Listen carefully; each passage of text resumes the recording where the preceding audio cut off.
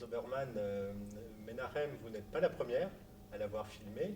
On l'avait vu chez Amos Gitaï notamment. Je crois qu'il était aussi dans Les Méduses. Alors, j'imagine que c'est comme ça que vous l'avez rencontré. Quand est-ce que vous vous êtes dit que ça pourrait être votre personnage et que vous pourriez raconter cette histoire avec lui?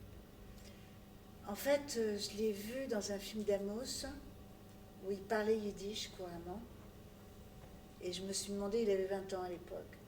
Et je me suis demandé comment un garçon de 20 ans aujourd'hui pouvait parler yiddish, puisque c'est une langue qui est plus parlée. Moi, j'avais un producteur qui disait que le yiddish, c'était pas une langue morte, mais que c'était la langue des morts. Hein. Et donc, j'étais très étonnée, parce que moi, j'adore le yiddish. J'avais fait un film en yiddish qui s'appelait Moi, Yvan, toi, Abraham.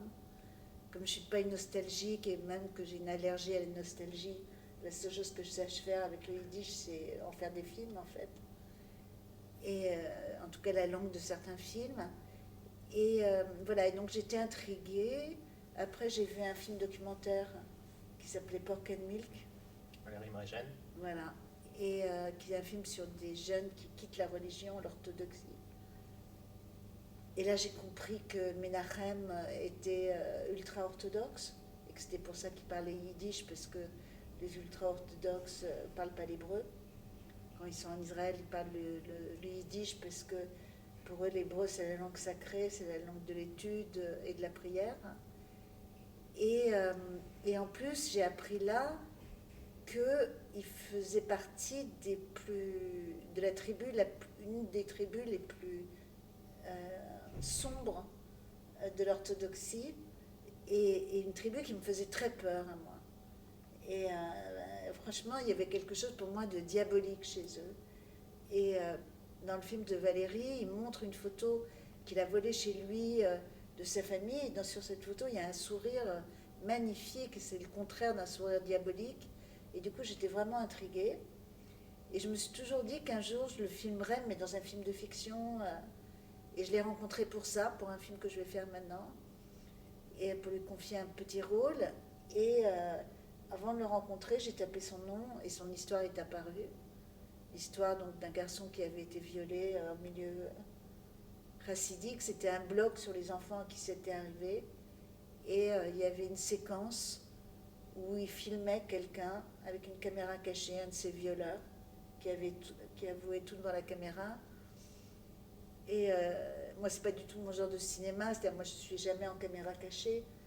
Mais je me suis dit, d'une part, que je comprenais pourquoi il m'avait toujours aimé, et d'autre part, que j'allais l'aider à trouver une production en France, parce que je pensais qu'il faisait un film.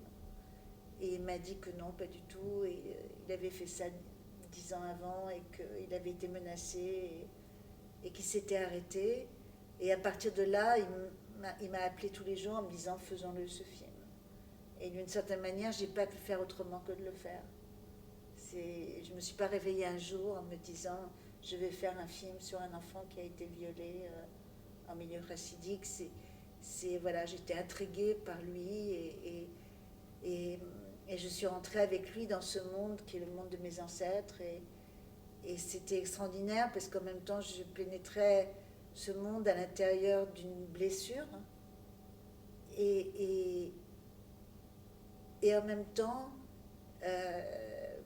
avec la surprise et la reconnaissance d'être acceptée, moi, femme, qui ne me cachais pas, j'étais habillée comme maintenant, dans ce monde avec ma caméra. Et ce qui s'est passé était assez extraordinaire. Mais c'est sans doute une des choses les plus surprenantes dans votre film, c'est que la parole surgisse aussi facilement. On a l'impression qu'il suffit que vous plantiez votre caméra et les gens viennent presque spontanément vous parler. Ça a dû vous surprendre ou vous y attendiez? Bah, en fait, moi, ça m'arrive souvent. Et depuis que je suis petite, les gens viennent me raconter leurs histoires, hein, et en me disant en général que c'est la première fois qu'ils parlent. Et donc, ça m'arrive souvent que les gens viennent. En plus, Menachem était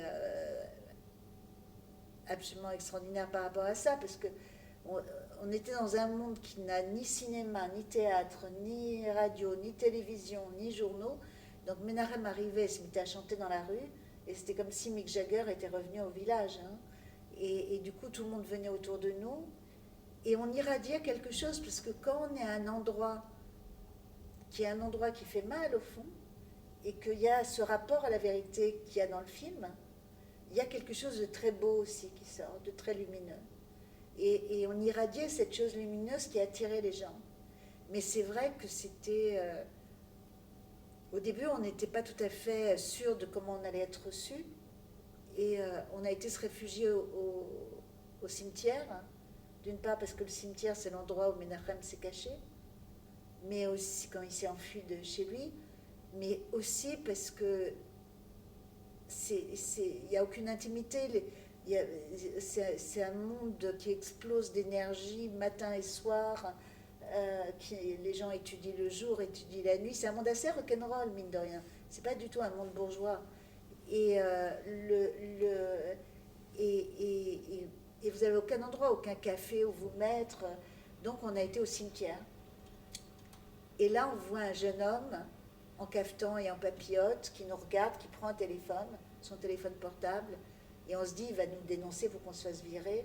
Et en fait, il s'approche, il nous entend parler yiddish, et il dit, il nous demande ce qu'on fait là, on lui raconte. Et il dit, mais cette histoire, c'est aussi mon histoire. Et en fait, il venait de rencontrer le maître des mariages, le rabbin qui s'occupe des mariages, et donc il allait se marier. Il était assez paniqué parce que tout d'un coup, toute son histoire est remontée. Il avait été violé par ses frères et beaux-frères toute son enfance. Et il était là pour réfléchir. Et tout d'un coup, il nous voit, et à partir de là, il devient le présent du film, c'est-à-dire on le suit, son mariage, son divorce, ses doutes. Et pour lui, c'est extraordinaire parce qu'il y a des gens, et surtout Menachem, il y a des gens avec qui il peut parler de son histoire. Il n'est plus tout seul. Et ce processus s'est déroulé tout au long du film. Et tout d'un coup, des gens sont venus, nous ont raconté, et ont partagé entre eux, en fait, y compris lorsqu'ils ont rencontré quelqu'un qui avait été violé et qui a violé. On sent que toutes ces personnes se posent une question fondamentale qui est comment arrêter ce processus qui fait qu'on est violé enfant et qu'on devient violeur adulte. Est-ce que c'est une prise de conscience qui est actuelle ou qui a travaillé depuis longtemps, ces personnes-là? En fait, moi, quand j'ai commencé ce film, j'avais l'intuition que les gens que je filmais allaient me révéler une forme de secret. Et c'est-à-dire que je dis tout le temps que c'est un film que j'ai fait à l'intérieur d'un monde. C'est pas un film que j'ai fait sur un monde. J'ai pas exploré la société ultra-orthodoxe. C'est à l'intérieur de ce monde voilà, que je suis entrée avec ma caméra et Menachem qui avait connu cette histoire. Mais c'est vrai qu'ils sont obsédés par cette idée de ce qu'ils appellent le galgal, c'est-à-dire le cercle vicieux. Et j'ai jamais entendu parler autant du cercle vicieux, du galgal. Et ils sont persuadés, et il y a des formes de soins en Israël par rapport à ça, c'est-à-dire pour ceux qui sont violés, c'est des étapes un peu comme les narcotiques anonymes, c'est en 12 étapes, c'est des groupes de parole où il y a aussi bien des agressés que des agresseurs, et ils se soignent comme ça. Et en fait, c'est une maladie exponentielle, parce que c'est une maladie qui traverse plusieurs générations lorsqu'il y a un viol, et ça traverse surtout parce qu'il y a le silence. Moi, je trouve, après avoir fait ce film, que peut-être le plus grand crime, c'est le silence. C'est le silence de la honte et la honte du silence, quoi. C'est-à-dire que si vous avez un accident, vous le racontez. Si on vous vole, vous le racontez. Si vous violez, vous ne le racontez pas. Alors que c'est essentiel justement d'en parler. Et on se rend compte dans ce moment que la parole se libère depuis assez peu en fait. Et surtout, je pense que ce qui est extraordinaire pour les gens qui ont vécu ça, c'est de se rendre compte que c'est scandaleux, mais banal presque, comme la mort peut être scandaleuse mais banale. Bon, c'est un peu moins banal que la mort, mais heureusement. Et le fait de savoir ça et de pouvoir le partager avec d'autres et de savoir que c'est une souffrance, parce que quand on pense à tous les gens à qui c'est arrivé dans le passé, qui devaient garder ça pour eux, il faut penser à la souffrance avec laquelle ils ont vécu toute leur vie, comme s'ils devaient porter cette souffrance tout seuls, en fait. Et voilà, donc en fait, là, on se rend compte qu'il y a quelque chose de presque joyeux à pouvoir le partager. Voilà, donc c'est comme ça qu'on a fait ce film. Mais c'est ce ton joyeux, moi, qui m'a beaucoup frappé. C'est-à-dire que sur cette histoire, vous auriez pu raconter une histoire d'affliction, de souffrance, ou une histoire de vengeance, quand ils retournent pour confronter ceux qui l'ont agressé enfant. Et c'est au contraire ce sourire dont vous parliez au début de Menahem qui illumine tout le film. Et on sent même votre joie aussi à vous, à filmer ces personnes qui vous faisaient peur, comme vous l'avez dit tout à l'heure, parce qu'il y a quelque chose de très sensuel, de très joyeux dans leur danse, dans les prières, dans la manière de se déplacer. Oui, pour moi, c'était important que le film un peu soit comme un conte. Et c'est un film que j'ai fait de nuit, en cherchant la lumière dans la nuit, en fait.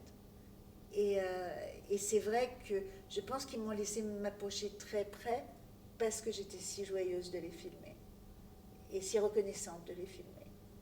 Et c'est pour ça qu'à la fin, je dis que cette phrase de Kafka qui m'a toujours travaillé, je suis parmi les miens avec un couteau pour les protéger, je suis parmi les miens avec un couteau pour les agresser. Et ceci est mon couteau, vous dites. Et ceci est mon couteau. Merci.